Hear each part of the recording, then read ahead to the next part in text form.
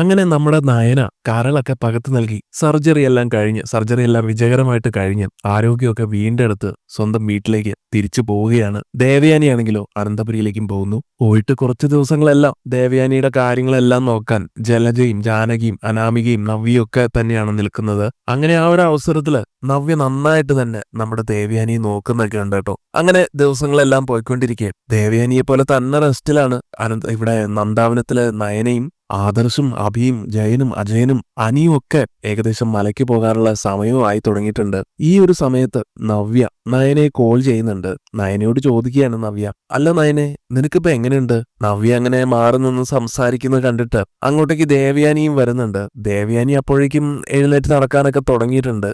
ഏതായാലും നയന നവ്യക്ക് മറുപടി കൊടുക്കുകയാണ്. കുഴപ്പമില്ല ചേച്ചി, ഞാനിപ്പോ ഓക്കെയാണ്. അല്ല, അമ്മയ്ക്കിപ്പോ എങ്ങനെയുണ്ടെന്ന് നയന തിരക്കുന്നതും, നിന്റെ അമ്മായിയമ്മയ്ക്ക് ഇപ്പൊ ഒരു കുഴപ്പമില്ല, പതിയെ പതിയെ എഴുന്നേറ്റ് നടക്കാനൊക്കെ തുടങ്ങിയിട്ടുണ്ട്, വലിയ പ്രശ്നങ്ങളൊന്നും ഇല്ലാതെ പോവുക. പിന്നെ അവളുണ്ടല്ലോ ആ അനാമിക, അവൾക്ക് എഴുന്നേറ്റ് നടക്കാൻ പോലും വയ്യാന്ന് പറഞ്ഞ് ഓരോ അടവെടുത്തുകൊണ്ടിരിക്കുക. ജോലി ചെയ്യാതിരിക്കാനുള്ള അവളുടെ ഒരടവ്. എപ്പോഴും കിടന്നുറക്കവും ഫുഡടിയും. എന്തിന് കുറച്ചു നേരം പോലും നിന്റെ അമ്മായിയമ്മയുടെ അടുത്ത് ഇരിക്കാൻ പോലും അവൾക്ക് വല്ലാത്ത മടിയാണ്. ഇത്രയൊക്കെ ആയിട്ടും അവളുടെ കള്ളത്തരങ്ങളൊന്നും ആരും മനസ്സിലാക്കുന്നില്ലല്ലോ നയനെ. ആരും നിന്റെ നന്മ തിരിച്ചറിയുന്നില്ലല്ലോ. നിന്റെ അമ്മായിയമ്മ എന്ന് പറയുന്നവർക്ക് ഇപ്പോഴും ഇഷ്ടം അവളെ തന്നെയാ, ആ അനാമികയെ. നയന പറയുന്നുണ്ട്, അതൊക്കെ നമുക്ക് അറിയാലോ ചേച്ചി, നമ്മൾ എന്തിനാ ഈ കാര്യത്തിലൊക്കെ വെറുതെ കയറി ഇടപെടാൻ നിൽക്കുന്നത്? അവരെന്തെങ്കിലുമൊക്കെ കാണിക്കട്ടെ. ഞാൻ പ്രതിഫലം കിട്ടുമെന്ന് ഓർത്തുകൊണ്ടൊന്നുമല്ല ഇങ്ങനെയൊക്കെ ചെയ്തത്. പിന്നെ അമ്മ എന്നെ സ്നേഹിച്ചാൽ എനിക്ക് അത്രയും സന്തോഷം, അത് മാത്രമേ ഉള്ളൂ. ആദർശേട്ടന്റെ അമ്മയെ രക്ഷിക്കാൻ പറ്റിയാൽ ആദർശേട്ടന് എന്നോടും സ്നേഹവും നന്ദിയും ഒക്കെ ഉണ്ടാവുമല്ലോ. അതുകൊണ്ടും കൂടെയാ ഞാൻ ഇങ്ങനെയൊക്കെ ചെയ്തത്. അത് മാത്രമല്ല, ഒരാളുടെ ജീവനല്ലേ നമുക്ക് വലുത് എന്നൊക്കെ പറയുന്നുണ്ട് നയന. അത് കേൾക്കുമ്പോൾ നവ്യയും പറയുന്നുണ്ട്, പക്ഷെ നിന്റെ മനസ്സൊന്നും നിന്റെ അമ്മായിയമ്മയ്ക്ക് ഇല്ലാതെ പോയല്ലോ നയനെ. ഏതായാലും നയനെ ഈ പറയുന്നതെല്ലാം ദേവയാനി കേൾക്കുന്നുണ്ടായിരുന്നു. അമ്മായിയമ്മ അമ്മായിയമ്മ എന്നിങ്ങനെ പറയുന്നത് കേൾക്കുന്നത് കൊണ്ട് തന്നെ ദേവയാനി ഒന്നുകൂടെ ശ്രദ്ധിച്ച് ചെവി കൊടുക്കുകയാണ് നവ്യ പറയുന്നത് കേൾക്കാൻ വേണ്ടിയിട്ട്. നവ്യ നയനോടായിട്ട് ഫോണിൽ വീണ്ടും പറയുന്നുണ്ട്, എന്തായാലും നയനെ, നീ നിന്റെ അമ്മായിയമ്മയ്ക്ക് ആദ്യം ബ്ലഡ് കൊടുത്തു, അപ്പോഴും അവരത് അറിഞ്ഞില്ല. മാത്രമല്ല ഈ വീട്ടിലെ മറ്റു പലരും അത് അറിഞ്ഞില്ല. ആ പുണ്യപ്രവൃത്തി ചെയ്തത് നീയാണെന്ന് ഇതൊന്നും അറിയാതെ അവരെല്ലാവരും കൂടെ നിന്നെ തെറി പറയുന്നത് കേൾക്കുമ്പോഴാ എനിക്ക് സങ്കടമാവുന്നത് നയനെ. മറ്റാരും ചെയ്യാത്ത പ്രവൃത്തിയാണ് നീ ചെയ്തത്. സ്വന്തം കരള് പോലും പകുത്തു നൽകി നീ നിന്റെ അമ്മായിയമ്മയുടെ ജീവൻ രക്ഷിച്ചു. എന്നിട്ടിപ്പോ നീ വീട്ടിലിരിക്കുന്നതാണ് എല്ലാവർക്കും പ്രശ്നം. ജോലി ചെയ്യാൻ മടിയായിട്ട് നീ നിന്റെ വീട്ടിൽ നിൽക്കുകയാണെന്നാണ് ഇവിടെ എല്ലാവരും പറയുന്നത്. പക്ഷേ സ്വന്തം ശരീരം കീറിമുറിച്ച് അവിടെ പോയി റെസ്റ്റ് എടുക്കുകയാണെന്ന് ഇവിടെ ആരും അറിയുന്നില്ലല്ലോ. ഇതൊക്കെ പറഞ്ഞ് നവ്യ ഇങ്ങനെ പരിതപിക്കുന്നത് കേൾക്കുമ്പോ ദേവയാനിയാണെങ്കിൽ ഇതെല്ലാം കേൾക്കുന്നുണ്ടായിരുന്നല്ലോ. നവ്യ ഈ പറയുന്നതെല്ലാം കേട്ട് ആകെപ്പാടെ ഷോക്കേറ്റ പോലെ വിരളി വെളുത്തുകൊണ്ട് നിൽക്കുകയാണ് കേട്ടോ നമ്മുടെ ദേവയാനി. ആ നിമിഷമാണ് ദേവയാനി അറിയുന്നത് ശരിക്കും നയനയാണ് തനിക്ക് ബ്ലഡും അതുപോലെ ലിവറും തന്നത് എന്നുള്ള കാര്യം. അത് നവ്യയുടെ വായിൽ നിന്ന് തന്നെയാണ് ദേവയാനി തിരിച്ചറിയുന്നത്. ഇത് കേൾക്കുന്നതും വിശ്വസിക്കാനാവാതെ സ്റ്റക്കായ പോലെ നിൽക്കുകയാണ് ദേവയാനി. എന്നിട്ട് നവ്യ വീണ്ടും പറയുന്നുണ്ട്, ഞാനിപ്പോ നിന്റെ അമ്മായിമ്മയുടെ കാര്യങ്ങളെല്ലാം വളരെയധികം നന്നായിട്ട് ശ്രദ്ധിക്കാറുണ്ട് നയനെ. ഒരു കാര്യത്തിൽ ഒരു കുറവും വരുത്താറില്ല.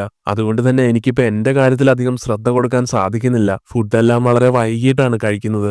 എല്ലാവർക്കും മരുന്നും ഗുളികയൊക്കെ താമസിച്ചാ കൊടുക്കാറ്. കാരണം നീ ഒറ്റ ഒരാൾ ചെയ്തുകൊണ്ടിരുന്ന പണി 3 പേരും അടുക്കളയിൽ കയറിയിട്ടും നടക്കുന്നില്ല. ആ അനാമിക എന്ന് പറയുന്നവളാണെങ്കിലോ ഏത് നേരവും എന്തെങ്കിലുമൊക്കെ പറഞ്ഞ് ഉറക്കവും തലവേദന വയറുവേദന എന്നൊക്കെ പറഞ്ഞ് പതുക്കെ റൂമിലോട്ട് തടിതപ്പും. പിന്നെ വൈകുന്നേരം കഴിക്കാൻ വേണ്ടി മാത്രമായിരിക്കും അവൾ ഇറങ്ങി വരുന്നത്. എന്റെ അമ്മായിയമ്മയുടെയും ജാനകി വല്യമ്മയുടെ ഒക്കെ പരിപ്പിളക്കുകയാണ് അവള്. ഇതൊക്കെ കേൾക്കുമ്പോ നയന നവ്യയെ ഓർമ്മപ്പെടുത്തുന്നുണ്ട്, സൂക്ഷിക്കണമെന്ന് പറഞ്ഞിട്ട്. വേറൊന്നുമല്ല, ഇപ്പൊ ഞാനും അവിടെ ഇല്ല. അവൾക്ക് ചേച്ചി ഉപദ്രവിക്കാൻ കിട്ടുന്ന ഒരു അവസരം കൂടിയായിരിക്കും ഇത്. അതുകൊണ്ട് അവൾ ഏത് വിധേനയും ചേച്ചിയെ ഉപദ്രവിക്കാൻ നോക്കാൻ ചാൻസ് ഉണ്ട്. അതുകൊണ്ട് ചേച്ചി ഒന്ന് ശ്രദ്ധിക്കണമെന്നൊക്കെ പറഞ്ഞു കൊടുക്കുന്നുണ്ട് കേട്ടോ നയന. നവ്യയാണെങ്കിലും എല്ലാ മുൻകരുതലുകളും എടുക്കുന്നുണ്ട്. നവ്യ പറയുന്നുണ്ട്, അന്ന് പാലില് അവള് വിഷം ചേർത്ത് തന്നതുപോലെ ഇനിയും ഉണ്ടാവാൻ സാധ്യതയുണ്ടെന്ന് എനിക്കും തോന്നിയിട്ടുണ്ട്. അതുകൊണ്ട് തന്നെ ഏതു നേരവും ഞാൻ അടുക്കളയിൽ ചുറ്റിപ്പറ്റി നിൽക്കാറുണ്ട്. എനിക്ക് വേണ്ട ആഹാരങ്ങള് ഞാൻ തന്നെയാണ് ഉണ്ടാക്കാറും. അല്ലെങ്കിൽ എല്ലാവർക്കും എടുത്തു വച്ചേക്കുന്നത് മാത്രമേ ഞാൻ കഴിക്കാറുള്ളൂ. സെപ്പറേറ്റ് ആയിട്ട് എടുത്തു വെച്ച ഒരാഹാരം പോലും നീ പോയതിൽ പിന്നെ ഞാൻ ഇവിടുന്ന് കഴിക്കാറില്ല. എന്തായാലും നവ്യയുടെ സംസാരം എല്ലാം കേട്ട് ദേവയാനി അപ്പോഴും ആകെപ്പാടെ ഷോക്കേറ്റ പോലെ തന്നെ നിൽക്കുകയാണ് കേട്ടോ. ദേവയാനി മനസ്സിൽ ചിന്തിക്കുന്നുണ്ട്, അപ്പോ പാലില് വിഷം കലർത്തിയത് അനാമിക തന്നെയാണോ എന്ന്. നവ്യ നയനയോടായിട്ട് എന്തൊക്കെ പറഞ്ഞാലും ഇനി ഇവരുടെ ഒന്നും മനസ്സ് മാറാൻ പോകുന്നില്ല നയനെ. നമ്മളൊക്കെ ഒന്നുമില്ലാത്തടത്ത് നിന്നാണല്ലോ വന്നത്. അതൊക്കെ തന്നെയാണ് ഇവരുടെയൊക്കെ പ്രശ്നം. നമ്മള് ക്യാഷ് ഉള്ളവരായിരുന്നെങ്കിൽ വളഞ്ഞ വഴി സ്വീകരിച്ചാലും ഇവർക്കൊന്നും ഒരു പ്രശ്നവും കാണില്ലായിരുന്നു. ഇനിയിപ്പോ പറഞ്ഞിട്ടൊന്നും ഒരു കാര്യമില്ല. വരാൻ പോകുന്നതൊന്നും വഴിയിൽ തങ്ങില്ലല്ലോ. എന്റെ ഒരു ബുദ്ധിമോശം കൊണ്ട് എല്ലാം സംഭവിച്ചു പോയതാ. ഞാനൊരു ക്യാഷുകാരനെ വിവാഹം കഴിക്കണമെന്ന് ആഗ്രഹിച്ചതുകൊണ്ടാണല്ലോ ആദർശേട്ടനെ വലയിൽ വീഴ്ത്തിയതും പിന്നെ അഭിയുമായിട്ട് ഒളിച്ചോടി പോയതുമല്ല. ആ സാഹചര്യത്തിലല്ലേ നിനക്ക് ആദർശേട്ടനെ കെട്ടേണ്ടി വന്നത്. പിന്നെ നമ്മുടെ നന്ദു അല്ലല്ലോ, അനിയല്ലേ നന്ദുവിനെ ആദ്യമായിട്ട് സ്നേഹിച്ചത്. പിന്നെ അവര് പരസ്പരം ഇഷ്ടപ്പെട്ടു പോയി. പിന്നീട് എന്തെങ്കിലും പറഞ്ഞിട്ട് കാര്യമുണ്ടോ? നിങ്ങളാരും സ്വത്ത് മോഹിച്ചൊന്നുമല്ല ഇതൊക്കെ ചെയ്തത്. ഞാനാണ് എല്ലാം ചെയ്തത്. ഞാനാണ് തെറ്റുകാരി. ഞാൻ മാത്രമാണ് തെറ്റുകാരി. എന്നിട്ട് അതിന്റെ ശിക്ഷ അനുഭവിക്കുന്നതോ നീയും എന്നെല്ലാം പറഞ്ഞ് നവ്യ ഇങ്ങനെ സങ്കടപ്പെടുമ്പോ നയന നവ്യയെ ആശ്വസിപ്പിക്കുന്നുണ്ട്. ചേച്ചി ഇപ്പോ അതിനെക്കുറിച്ചൊന്നും ഓർത്ത് വിഷമിക്കേണ്ട. എനിക്കിതിൽ ഒരു കുഴപ്പമില്ല. കാരണം എന്നെ ഇപ്പോ ആദർശേട്ടൻ നന്നായിട്ട് തന്നെയാണ് നോക്കുന്നത്, സ്നേഹിക്കുന്നത്. എനിക്കത് മാത്രം മതി. ഇപ്പോ ഇവിടുത്തെ ചെലവുകളും നമ്മുടെ കാര്യങ്ങളും എല്ലാം ആദർശേട്ടനല്ലേ നോക്കുന്നത്. അതുകൊണ്ട് എനിക്കൊരു പ്രശ്നവുമില്ല. ഇത് കേൾക്കുമ്പോ നവ്യയും പറയുന്നുണ്ട്, അത് ശരിയാ. ഇപ്പോ ആദർശേട്ടൻ നിന്റെ കാര്യങ്ങളെല്ലാം അറിഞ്ഞു ചെയ്യുന്നുണ്ടല്ലോ. അത് തന്നെ വലിയൊരു സൗഭാഗ്യം. എനിക്കാ നയനെ അതുപോലും ഇല്ലാത്തത്. എന്റെ ഭർത്താവ് എന്നെ തിരിഞ്ഞു നോക്കുന്നു പോലും ഇല്ല. എന്റെ വയറ്റിലൊരു കുഞ്ഞുണ്ടെന്ന് പോലും അവന് ഓർമ്മയില്ല. എനിക്ക് പേടിയാ. ഉറങ്ങുമ്പോ പോലും അവൻ എന്നെ കഴുത്ത് ഞെരിച്ച് കൊല്ലുമോ എന്ന് എനിക്ക് നല്ല പേടിയുണ്ട്. എന്റെ കുഞ്ഞിനെ ശ്വാസം മുട്ടിക്കുമോ എന്നൊക്കെ ഓർത്തിട്ട് എനിക്ക് നല്ല പേടിയാണെന്ന് പറഞ്ഞ് നവ്യ കരയുന്നതെല്ലാം ദേവയാനിയാണെങ്കിലും കേൾക്കുന്നുണ്ടല്ലോ. ദേവയാനിക്കാണെങ്കിൽ ഇതൊക്കെ കേട്ടിട്ട് ശരീരമൊക്കെ ആകെ തളരുന്ന പോലെ തോന്നുകയാണ്. അങ്ങനെ ആകെ തളർന്ന അവസ്ഥയിൽ റൂമിലോട്ട് ഓടി പോവുകയാണ് ദേവയാനി. അതിനുശേഷം നവ്യ ഞാൻ വൈകുന്നേരം വിളിക്കാമെന്ന് പറഞ്ഞ് ഫോൺ കട്ട് ചെയ്യാൻ തുടങ്ങുകയാണ്. നിന്റെ അമ്മായിയമ്മയുടെ അടുത്തേക്ക് ഞാനൊന്ന് ചെല്ലട്ടെ. ആ അനാമിക എന്ന് പറയുന്നവള് ഒന്നും ശ്രദ്ധിക്കുന്നില്ല. എന്തെങ്കിലും അവർക്ക് വേണമെന്നുണ്ടെങ്കിൽ ചെയ്തു കൊടുക്കണ്ടേ എന്നൊക്കെ നവ്യ ചോദിക്കുമ്പോ, അതേ ചേച്ചി, എന്റെ അഭാവത്തില് ചേച്ചി തന്നെ വേണോ ഇനി എല്ലാം ചെയ്യാൻ. എന്നെ കുറ്റം പറയുന്ന ഒന്നും സാരമില്ല.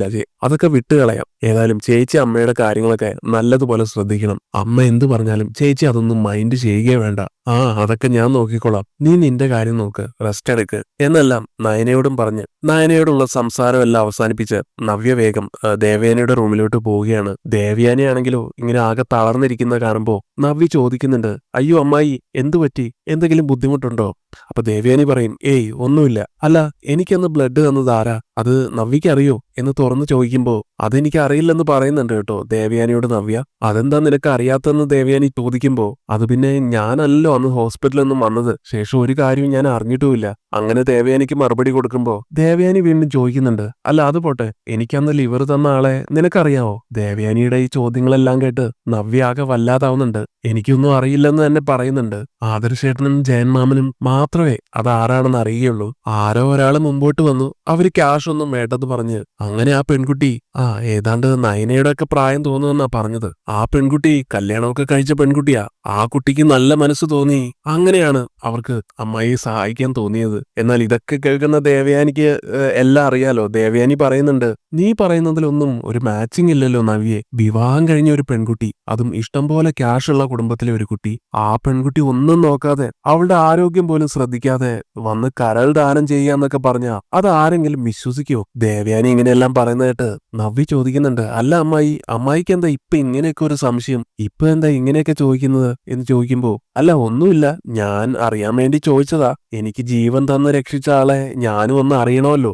എന്നാ പിന്നെ ശരി, ഞാൻ പുറത്തു നിൽക്കാം. അമ്മായിക്ക് എന്തെങ്കിലും ആവശ്യമുണ്ടെങ്കിൽ വിളിച്ചാൽ മതി. ഞാൻ റൂമിലേക്ക് പോവുകയാണെന്നും പറഞ്ഞ് നവ്യ പേടിച്ചുകൊണ്ട് ദേവയാനിയുടെ റൂമിൽ നിന്നും ധൃതിപ്പെട്ടു പോവുകയാണ് പുറത്തേക്ക്. അതിനുശേഷം മനസ്സിൽ ചിന്തിക്കുന്നുണ്ട്, അമ്മായിക്ക് എന്തോ സംശയം ഉള്ളതുപോലെയൊക്കെ തോന്നുന്നുണ്ടല്ലോ.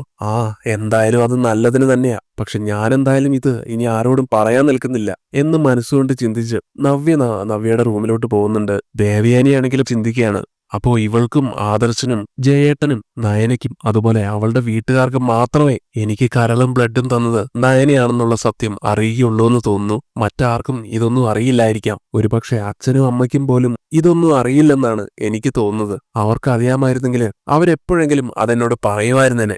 അപ്പം നയന തന്നെയാണല്ലേ എനിക്ക് ലിവറും ബ്ലഡും എല്ലാം തന്നത്. എന്റെ ജീവൻ തിരിച്ചു തന്നത് അവളാണല്ലേ. ഇത്രയും കാലം ഞാൻ നയനയെ വെറുതെ സംശയിക്കായിരുന്നു. ഇത്രയും നന്മയുള്ള പെൺകുട്ടിയായിരുന്നു നയനയെന്ന് ഞാൻ തിരിച്ചറിഞ്ഞില്ലല്ലോ എന്നൊക്കെ മനസ്സിൽ ചിന്തിക്കുകയാണ് കേട്ടോ ദേവയാനി. ഏതായാലും സത്യം എന്താണെന്ന് എനിക്ക് ഒന്നുകൂടെ ബോധ്യപ്പെടാനുണ്ട്. നയന തന്നെയാണോ എനിക്ക് കരളും ബ്ലഡും തന്നതെന്നുള്ള കാര്യം എനിക്ക് അറിഞ്ഞേ പറ്റൂ. ആ സമയത്ത് അനാമിക അങ്ങോട്ട് കടന്നു വരികയാണ്.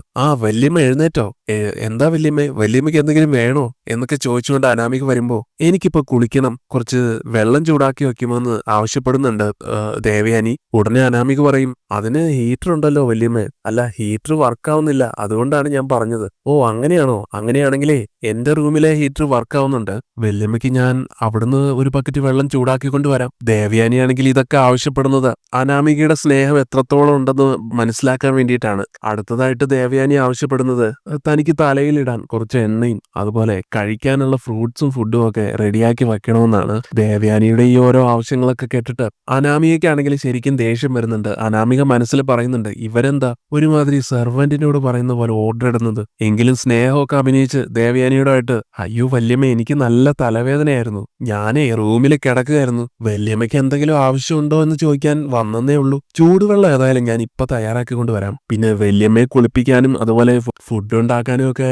ഞാൻ ജാനകി അമ്മയെ പറഞ്ഞു വിടാം കേട്ടോ. എനിക്ക് നല്ല തലവേദന വല്യമ്മ, അതുകൊണ്ട് ഞാനേ റൂമിലോട്ട് പോയിട്ട് ഒന്ന് റെസ്റ്റ് എടുക്കട്ടെ. അനാമിക അതും പറഞ്ഞ് പോകാൻ നോക്കുമ്പോ ദേവയാനിയാണെങ്കിലും, ആ ശരി മോളെ. പിന്നെ മോളെ ഒരു കാര്യം കൂടെ, മോളല്ലേ പറഞ്ഞത് മോളുടെ ബ്ലഡ് ഗ്രൂപ്പും എന്റെ ബ്ലഡ് ഗ്രൂപ്പും ഒന്നാണെന്ന്? ഇപ്പതേ എന്നെ ഡോക്ടർ വിളിച്ചായിരുന്നു കേട്ടോ. എന്റെ ഓപ്പറേഷൻ കഴിഞ്ഞിട്ട് ഏതാണ്ട് 1 മാസം കഴിഞ്ഞല്ലോ. ഇപ്പതേ കുറച്ചുകൂടെ ബ്ലഡിന്റെ ആവശ്യമുണ്ടെന്ന് പറഞ്ഞ് ഡോക്ടർ എന്നെ വിളിച്ചിരുന്നു. ഹോസ്പിറ്റലിലേക്ക് ഇപ്പൊ തന്നെ ചെല്ലണം പോലും. മോളെയും കൂട്ടി ചെല്ലാനാണ് പറഞ്ഞത്. അങ്ങനെയാവുമ്പോ മോളുടെ ശരീരത്തിലെ ബ്ലഡ് എടുക്കാലോ. അങ്ങനെ ദേവയാനി പറഞ്ഞത് കേട്ട് അനാമികയാണെങ്കിൽ ആകെപ്പാടെ അന്താളിച്ചു പോകുന്നുണ്ട്. അയ്യോ വല്യമ്മേ, ഞാൻ പറഞ്ഞില്ലേ എനിക്ക് ഭയങ്കര ക്ഷീണവും തളർച്ചയൊക്കെ ആണെന്നേ. പിന്നെ എന്റെ ശരീരത്തില് ബില്ലിറൂബിന്റെ അളവൊക്കെ കുറവാണ്, അതുകൊണ്ട് എനിക്ക് ബ്ലഡ് തരാൻ പറ്റില്ലെന്നാ അന്ന് ഡോക്ടർ പറഞ്ഞത്. അനാമിക ഇതെല്ലാം തട്ടിവിടുന്നതും ദേവയാനിയാണെങ്കിലും വിട്ടുകൊടുക്കുന്നില്ല. അതിനെന്താ മോളെ, അതൊക്കെ സെറ്റാക്കാൻ ഡോക്ടർമാർക്ക് അറിയാവുന്നേ. ഏതായാലും നമുക്ക് ഉച്ച കഴിയുമ്പത്തേക്ക് അങ്ങോട്ട് പോവാം. മോള് പോയി റെഡി ആയിക്കോ, നമുക്ക് പോയിട്ട് ബ്ലഡ് എടുക്കാം. പക്ഷെ അനാമികയാണെങ്കിൽ പറ്റില്ലെന്ന് തന്നെ പറയുകയാണ് പിന്നീട്. പറ്റില്ലെന്നോ? അതെന്താ മോളെ അങ്ങനെ പറഞ്ഞത്? മോളല്ലേ എനിക്ക് വേണ്ടി ബ്ലഡും ലിവറും ഒക്കെ തരാൻ തയ്യാറാണെന്ന് അന്ന് പറഞ്ഞത്. പിന്നെ കുറച്ച് ബ്ലഡ് തരാൻ എന്താ ഇത്ര ബുദ്ധിമുട്ട് എന്ന് ചോദിക്കുമ്പോഴേക്കും അനാമിക പറയുന്നുണ്ട്, അതല്ല വല്യമ്മേ, എനിക്ക് പേടിയാ. അങ്ങനെ ബ്ലഡ് തരാനൊന്നും എന്നെ കൊണ്ട് കഴിയില്ല. ഇതുവരെ ഞാൻ ആർക്കും ബ്ലഡും കൊടുത്തിട്ടില്ല. അപ്പൊ ദേവയാനി പറയും, ഇങ്ങനെയൊക്കെ അല്ലേ മോളെ ഓരോന്നും പഠിക്കുന്നത്. മോൾക്ക് 10-22 വയസ്സായല്ലോ എന്നൊക്കെ പറയുന്നതും അനാമിക പിന്നീട് ഒരു നിമിഷം പോലും അവിടെ നിൽക്കുന്നില്ല. വേഗം തടി തപ്പാൻ നോക്കുകയാണ്. ഞാനേ ചൂടുവെള്ളം എടുത്തുകൊണ്ട് വരാം, പിന്നെ അച്ഛനോട് പറഞ്ഞ് ബ്ലഡ് തരാൻ ഞാൻ ഒരാളെ ഏർപ്പാടാക്കാം, അതുപോലെ എന്നും പറഞ്ഞിട്ട് പോവുകയാണ് കേട്ടോ അനാമിക. ആ പോകുന്ന സമയത്തും അനാമിക ദേഷ്യത്തോടെ പിറുപിറുക്കുന്നുണ്ട്. ഞാൻ ബ്ലഡ് കൊടുക്കണം പോലും, പിന്നെ എനിക്ക് വേറെ പണിയൊന്നും ഇല്ലല്ലോ. ഏതായാലും അനാമികയുടെ ഉള്ളിലിരിപ്പ് എല്ലാം ദേവയാനി മനസ്സിലാക്കി എടുക്കുന്നുണ്ട്. അങ്ങനെ ദേവയാനിക്ക് ഉറപ്പാവുകയാണ്, നവ്യ പറഞ്ഞത് തന്നെയായിരിക്കും ശരി. എനിക്ക് ബ്ലഡ് നൽകിയത് ഇവളെ പോലെ ഒരു അഹങ്കാരിയാകാൻ ഒരിക്കലും ചാൻസ് ഇല്ല. നയന തന്നെയായിരിക്കും ബ്ലഡും കരളും തന്ന് എന്റെ ജീവൻ രക്ഷിച്ചത്. ഈ അനാമികയെ പോലെ ഒരുത്തിയാണല്ലോ ഞാൻ ഇത്രയും നാളും സ്വന്തം മകളെ പോലെ കണ്ട് സ്നേഹിച്ചത് എന്നൊക്കെ ഓർത്ത് കുറ്റബോധത്താൽ നീറുന്നുണ്ട് ദേവയാനി.